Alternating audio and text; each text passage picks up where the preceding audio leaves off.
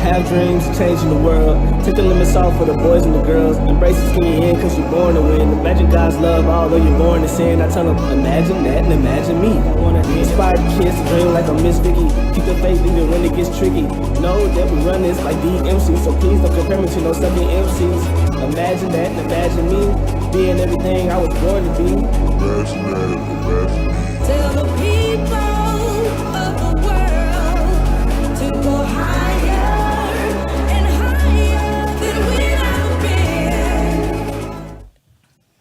Good afternoon. Thank you all for tuning in to Imagine That with Ms Vicki, where our goal is to inspire you to transform your dreams into your reality. Guys, it is time. It is time. We today have an awesome show in store for you. We have Monica and Mike and Renae here today, and we're all talking about positive parenting. Y'all, on a whole different level. It's Positive Parenting 3.0. We're here to discuss co-parenting, blended families, and just how to work through whatever it is you have going on with the kids and the exes. Guys, I know you may be thinking, y'all, I can't work this out. My ex, I just can't stand him, or I can't stand her. But let me tell you something. They're going to walk us through step by step on how to make it all work, because it's, number one, in the name of love. Number two, it's in the name of our kids. So again, welcome to the show today. I want you guys to call your friends.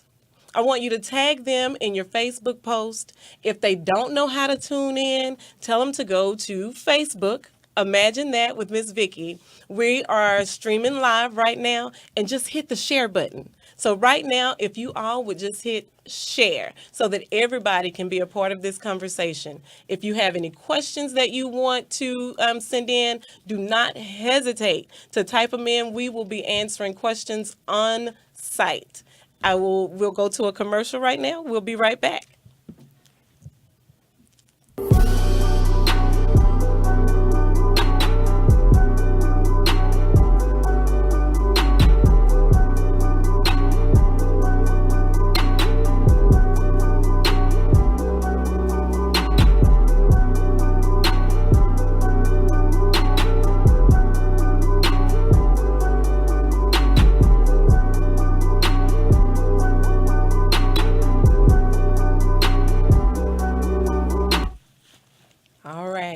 Guys, who do we have here?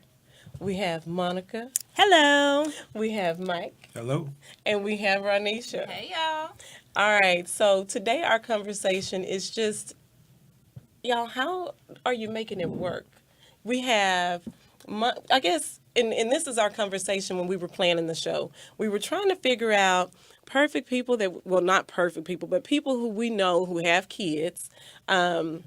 Maybe someone who was single, maybe someone who have the co-parenting going on, and then someone who is married with kids. And I said, wait, y'all, Monica is divorced. She has 2 children. She's co-parenting with Mike and Renae. Mike and Renae and Monica have both been single parents at one point. But then they have the blended family going on, and all of them are parents. So you guys have everything in one, all encompassing. So let's start off talking about what it was like during the divorce process. Does that make sense? So you have kids. Nobody ever dreams of getting married and then being divorced. Let's just put it out there now, right? So this wasn't your fairy tale situation. Right. But at the same time, you have this kid by this man, but y'all are splitting up. walk us through that process. How did you guys decide during the process of divorcing that how you were going to co-parent with Mike? I really can't even say that we just decided. Mike and I, first and foremost, have always been friends. So even in deciding to divorce, I didn't feel like, I guess some divorces is like, you get divorced, the wife goes her separate way, the husband goes his separate way. Well, that wasn't our story. We were so much so friends, even in our marriage, that, I mean, to be divorced, it was almost like, okay, nothing's changed. We just wouldn't be living together anymore. We wouldn't be husband and wife. We still had a child that we still had to co-parent with. So even in the divorce, I recall, I think when I got the divorce papers, I think we signed them. We were in a laundry room at the house. I mean, that's how easy it was. And at the end of the day, we're both, and we're all very laid back people to where, I mean, me, myself is, you know, nothing really works my nerves or gets under my skin unless it's my kid. But like I said, it was so easy. And then to do like the visitation, it was like, I mean, he's a good person. He was a good dad. I didn't have to worry about, you know, making him do anything because he does it on his own. So there was no bitterness, you know, even from the family dynamics with my parents and his parents, you know, it was sometimes I was like, you're going to always win with my mama because she loved us some Michael Ewans. Right. You know, he could be wrong, but I was going to always be in the, you know, wrong. But it was, I mean, I can't really recall a time there was any bitterness at all. And that's the funny part. I want you guys to know, the audience, first of all, Monica is my best friend, and I've always heard from her side of the story. So what she just rattled off, I've heard like 1,000 times, right? But I've never heard it from Mike's perspective. So when you guys decided to divorce, when you guys were deciding to separate, I know one of the hardest parts was, hey, shucks, you know, we're getting a divorce and we have this baby. What were some things that kind of went through your mind, or what was the process for you? How did you process it all? Well, for me, you never feel comfortable about the idea of divorce, period. Right. So one thing that we had in common was our son, Michael, and wanting the best for him.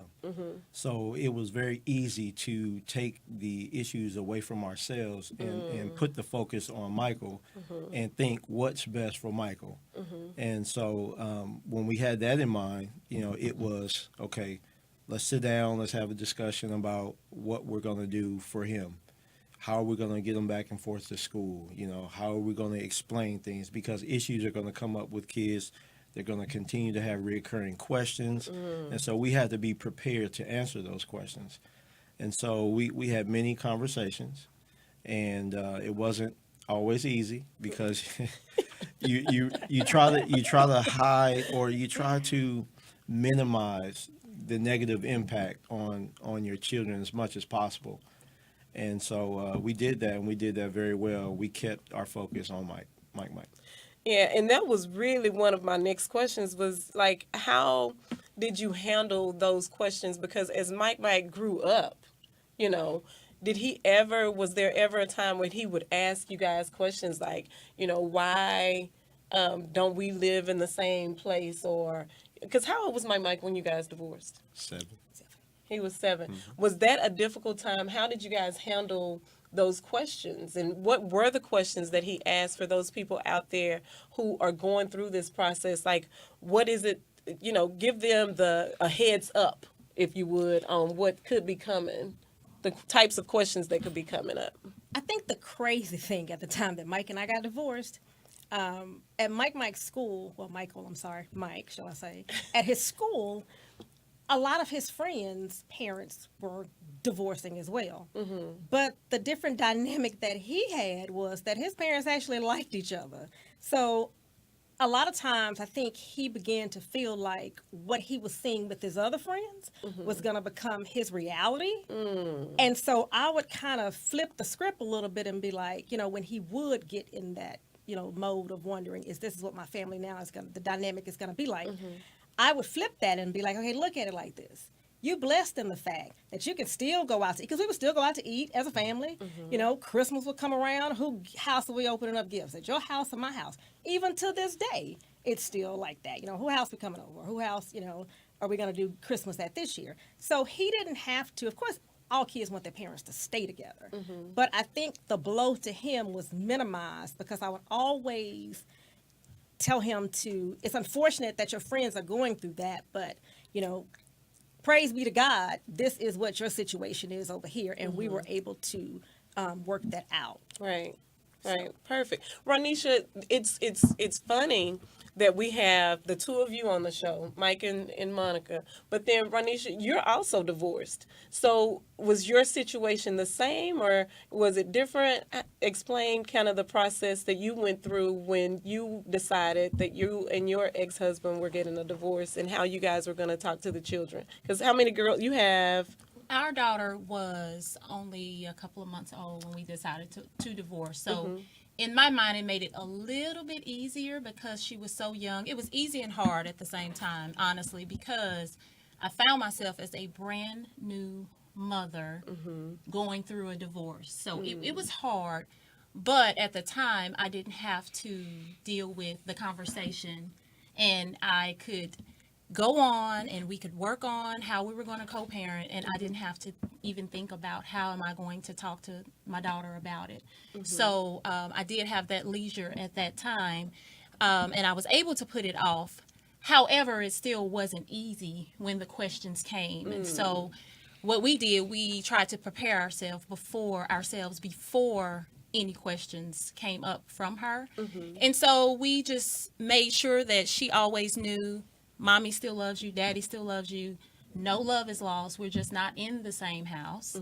But like you said at the beginning, you never get married thinking, okay, I'm going to get divorced. So it's hard to prepare for that. Right. And so honestly, it took a lot of prayer and guidance. Right. Needed prayer and guidance because you have these wonderful kids that you bring into the world and you never want to lead them down the wrong path. And it was just really important for her to see a strong mom no matter what. Wow. And so with that, as far as our co-parenting relationship, as far as Michael and Monica is concerned, they were a real role model because my ex-husband, Michael Floyd, my ex-husband and we had a very good relationship, honestly. But coming in and seeing, I thought ours was just really good, but seeing their relationship, they really inspired me to want to have a better relationship with my ex-husband, even though we already had a good relationship. But seeing that, because oftentimes you don't see that. You see the direct opposite. You see, oh, I can't stand him. Oh, I can't stand her. You know, and that's something that they did not do at all. Right. And so I was really inspired by them. I really, really and truly was inspired by them. Wow. I really and truly was. Now, that leads me to my next question. Okay. Now, when you decide that you're going to separate, you're going to go your own separate ways or whatever, I always say, be ready. Because when your ex brings somebody else into the fold, into the situation, are you ready to have that person have somebody else around your child? So do you talk about this while you're separating, after you're separated? How do you bring, or what's the discussion like when it's time to introduce your child to a girlfriend or mama's new boyfriend? I think for me, I never really, I guess I looked at it like, I know Mike, and even, as the world know, I'm divorced again today, which is fine because me and my second ex-husband, my daughter's father, we're still the best of friends. We still vacation together, do go to dinner together, we do all of that. But for me, it was more so, I knew his character, so I knew the type of person that he would be bringing around my child. Same with CA. I know his character, and I know he wouldn't bring anybody around my child. Now, if they was just for a lack of words, some busters or something, then maybe I would be skeptical. But because they truly are godly men and men of God, and they live their lives in that instance, I didn't have to worry about, somebody coming in, thinking.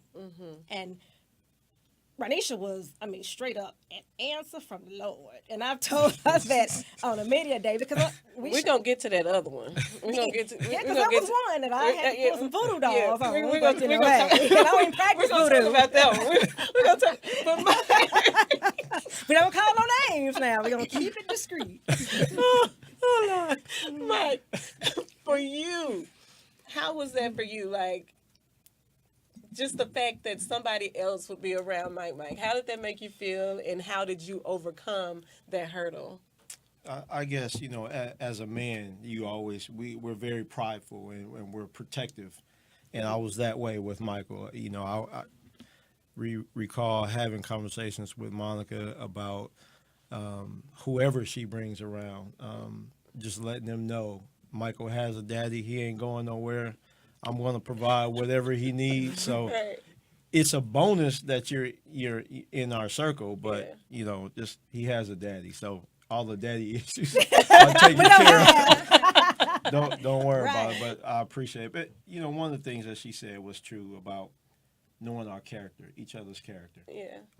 She's a person of character. I know she would bring someone in the circle who was of like mind and a Christian and somebody who really believed in children and it really all worked out. Right, right. Renisha. Yes, ma'am. What about for you? For somebody coming around your baby girl, what was that like? Oh, that's my baby. That's my baby, and I'm definitely that cub. I'm gonna protect my cub at all costs. But you have, like they said, you have to go back, whether you like the other person or not.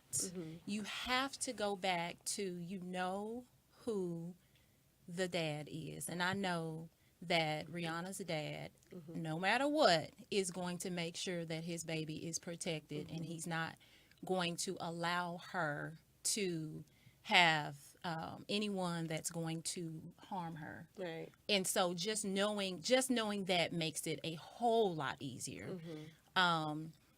So it's easy, but then at the end of the day, having a little girl that's not in your home every day, it's hard because there are things that dad just cannot teach her. And there are some things, just to be honest, another woman, I don't want her to teach my baby that. And you have to be ready for that. Right. You have to be ready for that. And so those are some things that you definitely have to think about and just keep on the forefront of your mind, whether it's a boy or a girl. But for my baby, that's mine. Right. So, and just be open to, okay, this is the type of lady that he has around my baby, and you just have to be okay with any choice that he makes. You have to be ready for that going into it. I like the way you guys are communicating about the circle and how important it is to, make sure that the circle is kept together, because we talk about, my husband and I talk about y'all all the time, just like at any given occasion, like birthday parties, Thanksgiving, Christmas, whatever. All of y'all over there, like going over to her husband, her ex-husband, Michael Floyd, part of the family too. Yeah. So they're like, how do you have her ex? It's all one big. He was at my son's 16th birthday party, and whenever he would have a party, he would be there. We would all be together, as you say. But I just wanted to add one thing in the part of the character. You also have to know who you are, and the foundation of everything you have is respect. I remember talking to a good friend of mine, Tanya Wilson and Tanya Reeves, one time, and we were like, one of the things that we know is in order for y'all to be like that, I remember we were in a restaurant one time, and Tanya Wilson said, I know you love Mike, and I know he's like a brother to you, but in order to be able to co-parent like that, you truly have to not have those feelings of, I'm in love with you, I love you, I want what's best for you, but I ain't in love, that kind of thing. And I was like, and she's like, I know you love Mike, his well, and I was like, that is so true. I think a lot of times where people go wrong and the situation doesn't take a turn for the better is because one of the individuals probably still have that longing of wanting to make it work. But one thing I tell people all the time, when one person has checked out, it's nothing you can do. You can't have another baby to make him stay or her stay. You might can go buy a yacht in the south of France, take it to the Amalfi Coast, do whatever. But that's only going to last for a certain amount of time. It has to be something a little more stable to keep that. So I said all that to say that to get to this point, you have to know that to want something bad to happen to him means I'm wishing harm upon my child, or the same thing with That's her. very well stated. So you have to know that, if you needed a kidney tomorrow, I'm here to give you one, and he knows that. But that don't mean that I want him. So that's the thing. You have to get those unresolved feelings out of the way and know that when you come into a room, I don't see Mike as my ex-husband when we're together. I see him as my brother and my sister. That's what I see. Right. And Renisha doesn't have to worry if I happen to come, to her house to, pick up their kids and take them back to mine or drop mine off to hers. Well, I'm glad y'all are sisters and brothers. But let's get back on that busted up, the one that you didn't care for. Like, what happens when there's somebody in the situation, you're bringing somebody in the circle that you really don't care for. Let's talk about moments, those types of moments. Well, I'm thankful that there was only one. And then after that, God sent down the angel. It's one of those things where, and this is nobody's fault. I guess it's just the dynamic of it's new and you're getting ready to. I'm a different beast, and you know that I walk to the beat of my own drum. Yes. So what might be extra for you might be normal for me. And I remember, I believe, maybe one of the first times I met her, like I say, I ain't calling no names. It was at my house for my daughter's first birthday party. And, of course, I had the gazillion of balloons and had the party planner and the horses and all that and the characters, everything. And it was more like, you're kind of over the top. You like Kimora. That rubbed me a little wrong. So I was like, hold up, you don't know me like that to be able to make that assessment of me and my character. Then my son would be, Mom, every time I go try to do something with my dad, she's always, and I'm like, oh no. Not that I wanted him, but like, hold up, when my son notices that. So I think we went to New Orleans, on a girls' trip one time, and I was like, I need to go ahead and get a voodoo doll and see if that really works. But I don't believe in voodoo. I'm a Christian, love the Lord with all my heart. So how did you approach Mike with the fact that, hey, I was getting there, but I'm trying to cut some of the story out because my mother would not be proud of me if I gave it all to you. But it was more like, I will say this, I'm going to be truthful. One of the things that I'm going to speak is my truth. I think one time I was mad at him about something, and I mean, it was the other side of me that's no longer like that, but I was like, I can't remember what I said, but something maybe, I hope she got ran over by a bus or something like that. It was something crazy. Wow. Because it was my son that was like, Mom, I can't be with every time I want to do something with my dad, and she's coming around, I was like, no, this got to go. So then I found myself, Lord, you got to do something. You got to do, because this is not going to work with my dynamic. It's just not. Then I got the beloved news, just like the archangel came down and was like, she's gone. So you didn't have to say anything? We talked about it. We had a couple of conversations about it. And he was like, I'll take care of it, but I knew God had already had it, so I didn't have to worry about it. So when she came to you with it, Mike, and you said, I'll take care of it, like, what were your thoughts? Like, how did you approach that situation? Well, it wasn't, just to kind of give a little background, it wasn't the fact that she came to me and had to say something. let's get that out there. It was throughout the course of the relationship, there were signs. And so... He wasn't seeing them as quick as I wanted him to because I saw him. Oh, okay. Okay. But anyways, there were signs. And so you have to know the people that you're with. Yes. And being very respectful of Monica, I had to respect her opinion. Not to say that I had to listen or whatever, but it was something. If it's concerning our child, I have to listen. Right. And I have to respect her opinion. and I have to also voice my own opinion Right. regarding the situation. So had things been turned the opposite and she was in left field, I would have had to put her back in check and say, hey, look, this is what it is. And this is how it's going to be. And so we would have to have found a happy medium. Oh, got it. So I had to know the person I was with, identify the signs, realize that it was going in the wrong direction, and make a change. And that was on my own accord. Right. And it had nothing to really do with what she said. What y'all get at is Sunday. But the funny part about it, Vicki, was we were at church, and was it the Lockie and Renisha? Oh, We were yes, together because yes, Renisha yes. and I had we either went to Lockie or we met up together because we all go to the same church.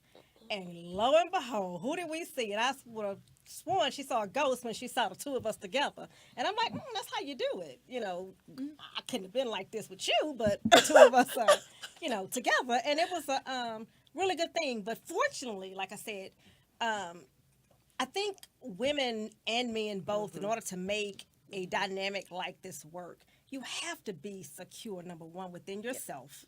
You have to always keep the kids at the forefront. And it boils down to, if it ain't meant to be, it's not going to work regardless, no matter what you try to do. So you're saying staying in it for the kids is just not something that should... Why you think I'm divorced No. twice? I mean, you know the I story, mean, don't you kind of stumped me right there. Say it again. Why you think I'm divorced? I mean, but no, this is the thing though. You a lot of people stay in it for the kids, but please know that those kids feel, they see, they hear, and not to say we've never been the type of person as CA and I have never been the type of person, you know, to go around and have arguments where you're cussing folks out to the top of your lungs and you're disrespecting that. No, we have always been very respectful, but I think a lot of times what happens is when you stay in a relationship for children, they see that, and then they can even begin to harbor feelings of, I don't want that if that's what marriage is. So now you got a child that's grown up thinking, that grows up thinking, I don't want to get married because I saw what my mom and my dad went through. You know, you don't want that because, and then there may be some reasons when people say, I'm going to stay with him because it's easier, the finances or whatnot. You know, speaking of finances, in both my divorces, the judge looked at me like I was crazy when he was like, you don't have a visitation schedule? For what?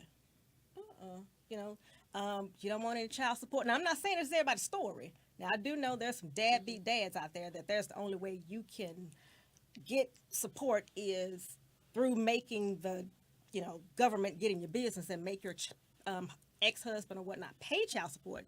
But for me, the fathers of my children have always gone above and beyond without me even opening my mouth. And then let the truth be told, if I let the state dictate, I mean, both of them make good salaries, but if I make the state dictate what he's supposed to give, I'm cutting myself short. So Right, it's right. like, do what you do. Like, our son is in college right now.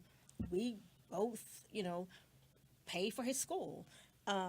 Carrison's dad, CA, you know, he, whatever this little spoiled one wants, she gets. And, Right, you know, right. even for me, you know, we still operate in that dynamic of a family, but no, we don't stay together for.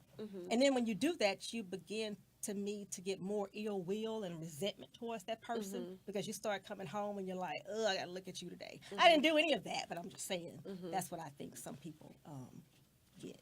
All right. So, guys, we have heard Monica and Ranisha and Mike's story. We're going to go to a commercial real quick. We'll be right back to finish up our conversation. The Jones Experience Grooming Studio. The look, the feel, the lifestyle. This is not your average or typical barbershop or hair salon. It is an experience. Master barbers, experienced hairstylists, estheticians, nail techs, complimentary drinks, car wash services, the list goes on and on. All headed by Jerome P. Jones, Master Barber. So come and enjoy the look, the feel, and the lifestyle at the Jones Experience Grooming Studio at 4041 West Wheatland Road, Dallas, Texas 75237. For booking info, go to jonesexperiencedallas.com. All right, welcome back to Imagine That with Ms Vicki. Guys, we just finished a great conversation with just how the spouses introduced other people, or the ex-spouses introduced new people into their relationships or whatever, into their family. Now we're going to talk about more of the blended. Like, we talked about getting the divorce, right? We talked about the girlfriend or the boyfriend that you may not like.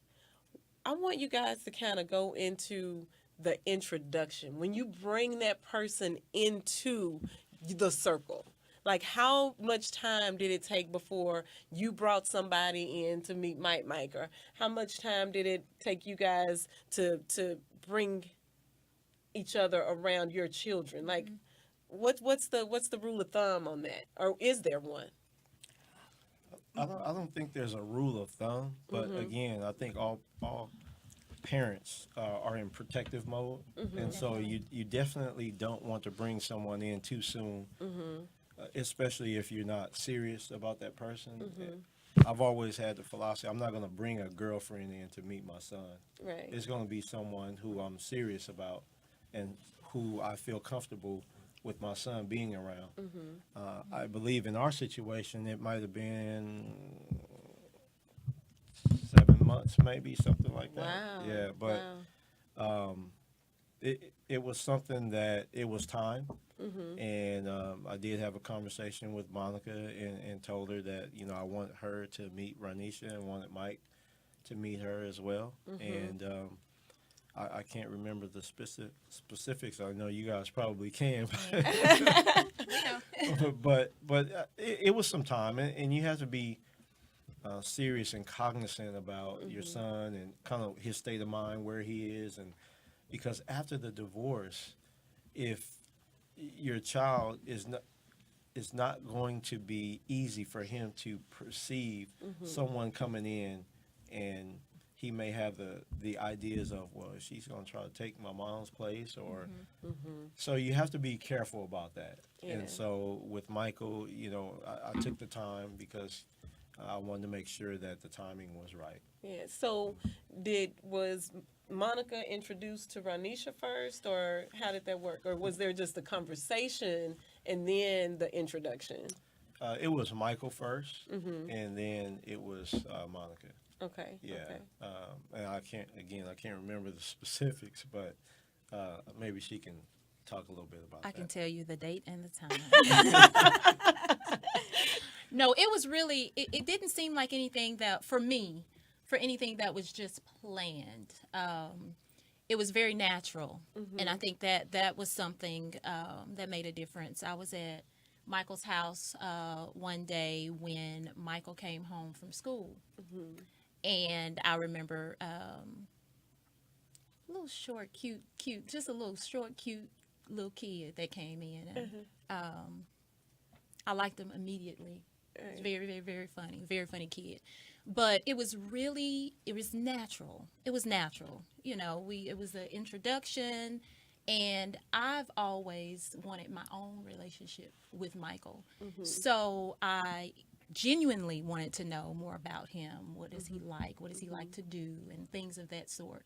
And so I'm around kids. I work around kids in my profession. So I know not to just come in too strong. You can't just like, who are you? You're smothering. What is going on? So it was a slow and natural progress. And I think it was really good that I got the chance to know him for who he is, and not just interested in Mike because he's Michael's son, because I wanted to know exactly who he is, and I wanted him to know who I was. And of course, you want him to like you. You do. Right. But you still have to be who you are. Right.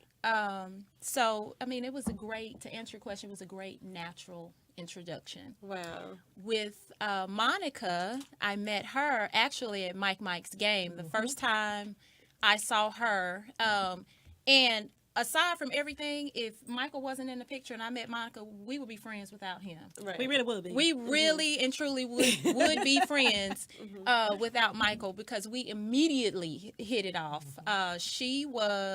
We were late for the game. We were all late. We pulled That's normal. up. That's normal. Sorry. We pulled up. Michael ran in. Monica was looking for Karison's shoe in her car. She was looking for the shoe, and I found myself helping her immediately, trying to find her shoe. He introduced us. We went into the game. I didn't sit with her then. We sat apart, and after the game, we talked. And ever since then, it was like immediate. Right. And to be honest, I never really thought about how am I going to establish this relationship with Monica. I never just thought about or tried to come up with a plan or anything to do it. I wanted that to be natural as well. So it was natural. So how was it when Mike was introduced to your ex-husband, Michael? Okay. I don't remember. He might remember, but I can give you my mind. I can tell you how we came about. So it's hard to have a daughter, and you have a man that's going to come into your house. Just to be completely honest, that's something. And like Michael was with Mike. Hey, he has a dad. That's the same way that. My ex-husband was, but we would always, when me and my ex-husband would talk about the progression of other relationships. No one is ever going to come in and take the place or try to take the place of a mom, Rihanna's mom or dad. But we had some very long and in-depth conversations because he's not very trusting at all of anyone. Right. He's just like to the extreme. Right. And so it was extremely hard for him, no matter who it was, just the thought of someone coming in and, for lack of a better term, having access to Rihanna. Because he knows that, or he would think that nobody's going to protect her. That's my baby. That's my responsibility. Right. But we set up a meeting for Michael and Michael to meet. We set up a meeting for Michael and Michael to meet. Do you remember that? You want to expand? You want me to keep? You can keep going. Okay. We set up a meeting, and they talked and just really got a chance to know each other. It was very surface level at the beginning, but with time, like Monica said, my ex-husband would come around to her family's functions too. Like he's been to her mom's house. They have their own relationship. It was a very slow for him. It was a very slow progress, but it was very natural, and it worked out. It really and truly did. One thing I will say is when it was time for Michael to meet CA, I told Monica that, I wanted to meet him. I had some questions. I want to eyeball him. I want to see who's going to be around my son. Right.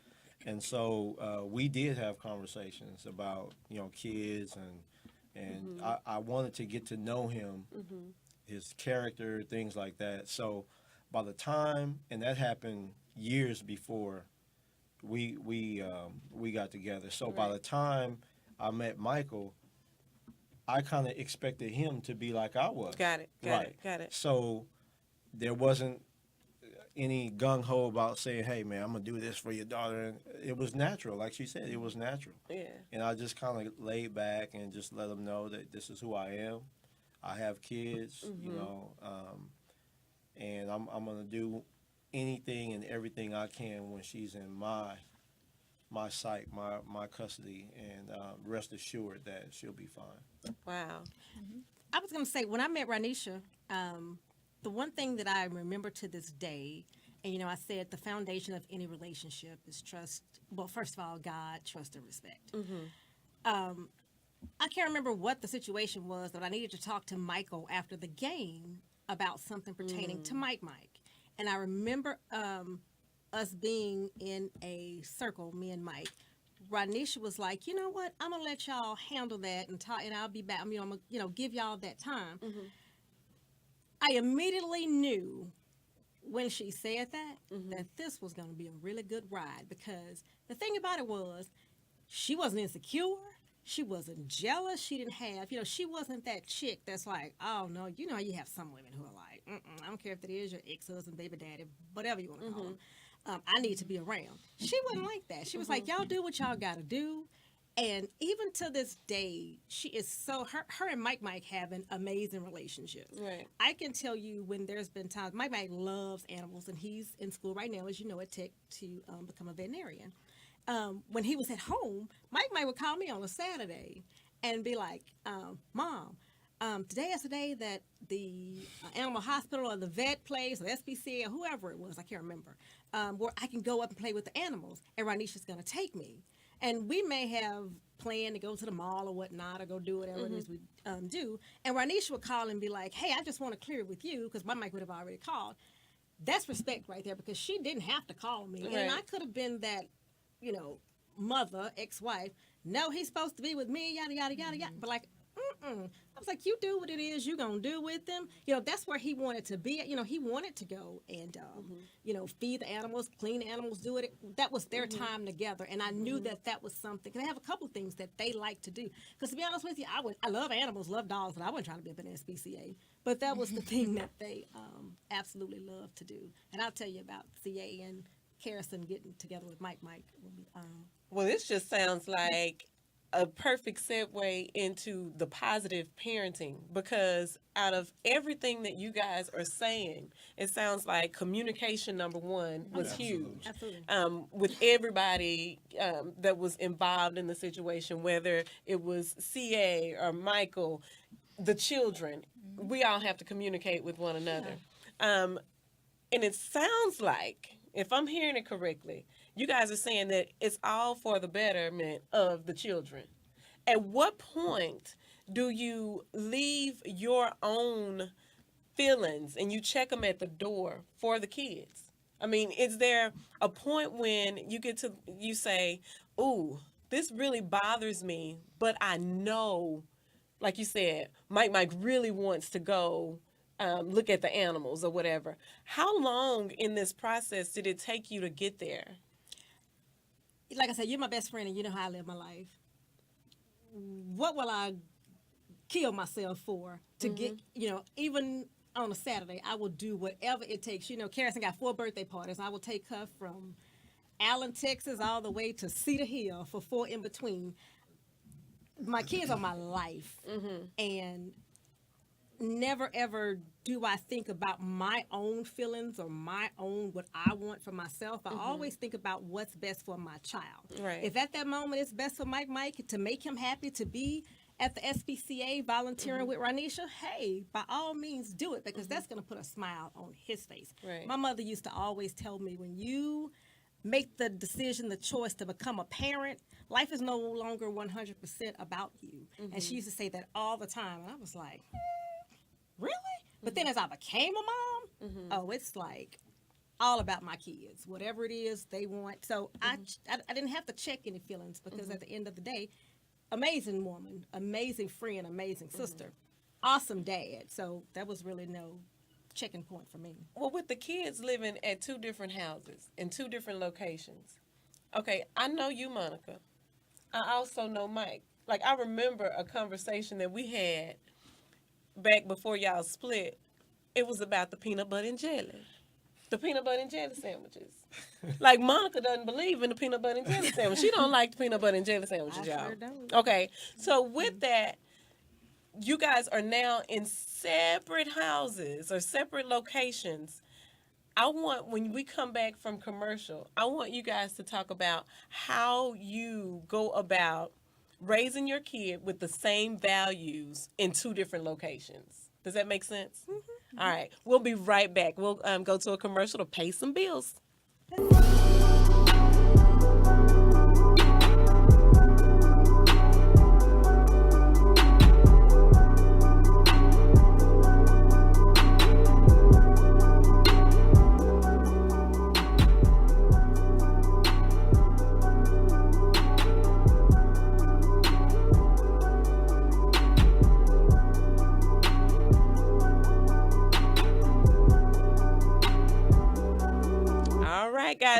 are back. We left off talking about the peanut butter and jelly sandwiches and the different values that you would have in two different households, ensuring that, that your values are carried over from household to household. How are you guys managing that? Or how have you managed that? Well, in her situation with her dad, we get a text message in the mornings, right, Harrison, when she's with me. And what do those text messages say? They say, make sure you wear undershirt. Make sure you have your sweater. Make sure that you come home with a big coat. So there are those reminders from CA, right? Yes. And it's like, dude, we got this. And he is, like I said, is a great father. When you say your dad, well, you would say your beloved is the what? The best. So managing two households like I had to do at one time with mine, with CA, and with Mike, I would say Mike and I may have had a little bit more challenges because he's regimented in a sense. Like drill sergeant, that's what I used to tell. I used to tell people it's funny because Mike is drill sergeant. Him and CA have two different personalities. CA is sleeping with the enemy without the abusive tendencies, meaning your shoes when you take them off got to be like this. You can't come home and just throw your stuff on the bed. You got to put it up where it goes. Right. So managing those, where at my house, my kids will tell you it's, all is fair. It's kind of whatever. No, I'm not going to say no rules because there are some rules, even though Mike disagree. But it's kind of like free for all. Whatever you want to do, hey, we're going to have a good time. So when they coming home, Yes. coming home in the transition, how is that?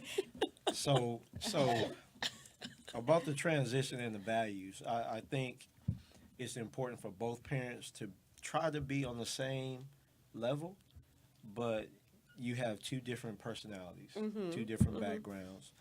And so to Monica's point, I'm very routine oriented. I'm very thorough. I'm very detailed. And so I believe that raising a son, you have to have specific set of values that's going to prepare him to become a man. And so I had to basically make sure that Michael had those traits and he was setting those routines and he had those values, the good foundational values. And sometimes it wasn't what Monica wanted, but I had to trump that, I felt like, because she can't raise a boy. She can't raise a man. That's true. Right. And so she had to understand that. I had to, put my foot down and say, hey, look, there's certain things that Michael needs to know. He needs to have certain values. He needs to develop a certain character. This is the way I think that it needs to be done. Right. And so once we had that conversation, I think she understood, but she was still going to do what she needed to do in her From household. a mother's Right. perspective. Okay, so now the blended. So Mike comes home, and Rihanna's there. Yes. Are the values the same, or is Rihanna looking like, how did Mike bring home this or whatever? How did you guys get past that? Like, what type of system did you have to put in place to where they knew that they were equally loved in a blended household? And that's a very loaded question because a lot comes with that. I think one of the main things that I've found is that communication with the kids, letting them know, because oftentimes we assume, oh, you know better. Oh, we don't do that. But just that communication. And to be honest, it's very, very seldom that Mike had something that the other ones didn't have, because Right. in our household, it was the same for all kids. But I think one of the most important things was for everyone to have their own secure place. Rihanna, it was for her. She was used to just having me. I'm her mom. Michael came into the picture when she was 3, going on 4. And all she knew is when she was with me, it was just us. So now I have my baby that's not only sharing me with Michael, she has a brother, an older brother. And not too long after that, a little sister comes along.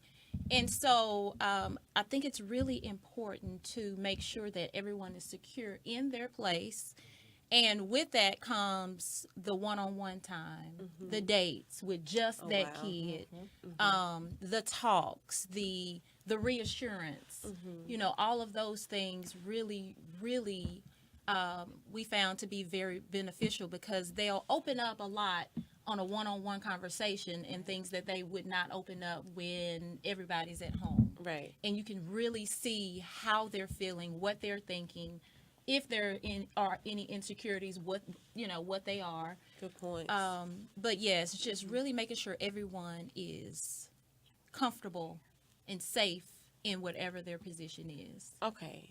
So, woke up this morning thinking about today's show. Okay.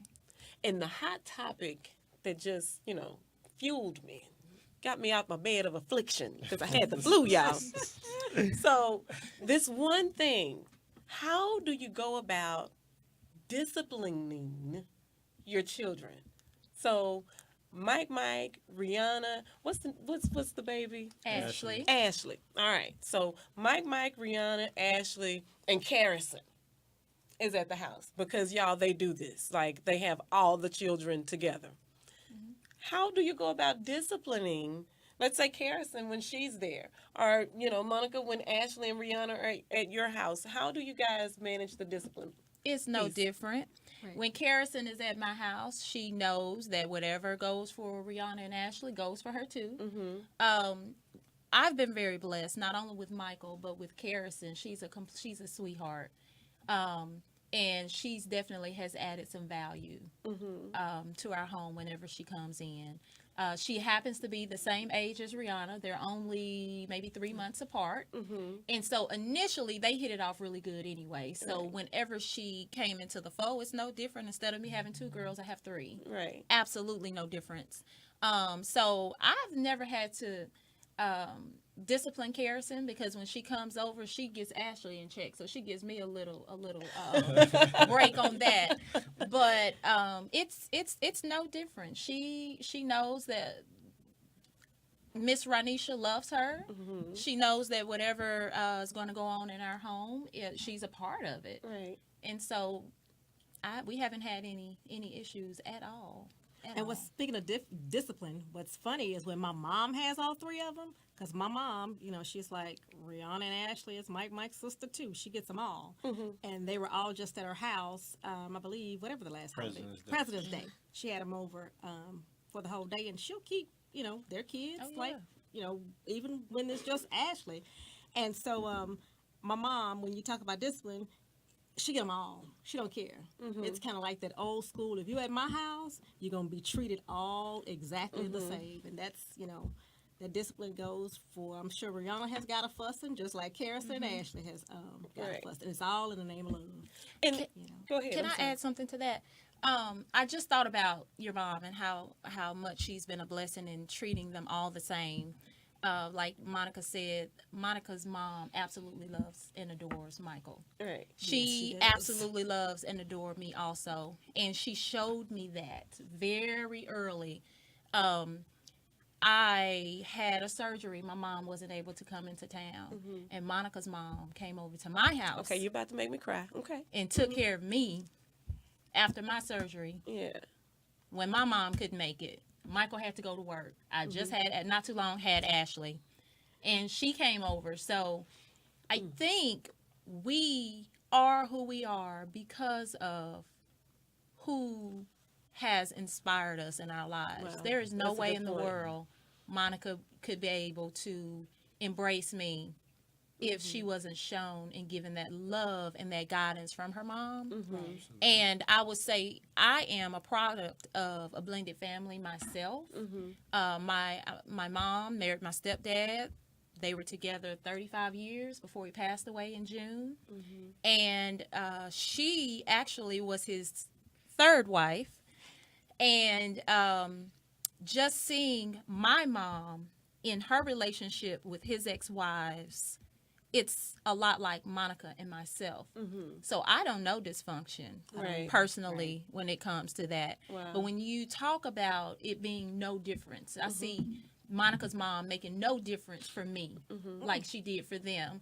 And we making the same thing with the kids. I just really wanted to stop and let the audience know that.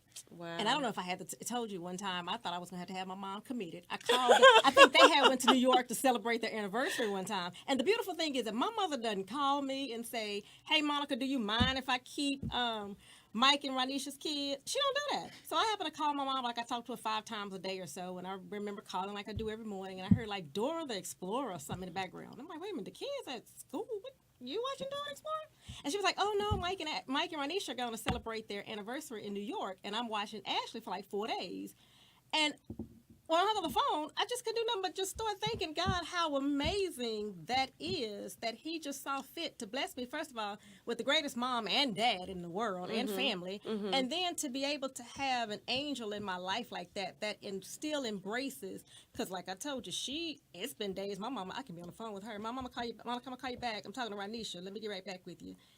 I don't get offended by that. I think that is great, because at the end of the day, it makes the cohesiveness better.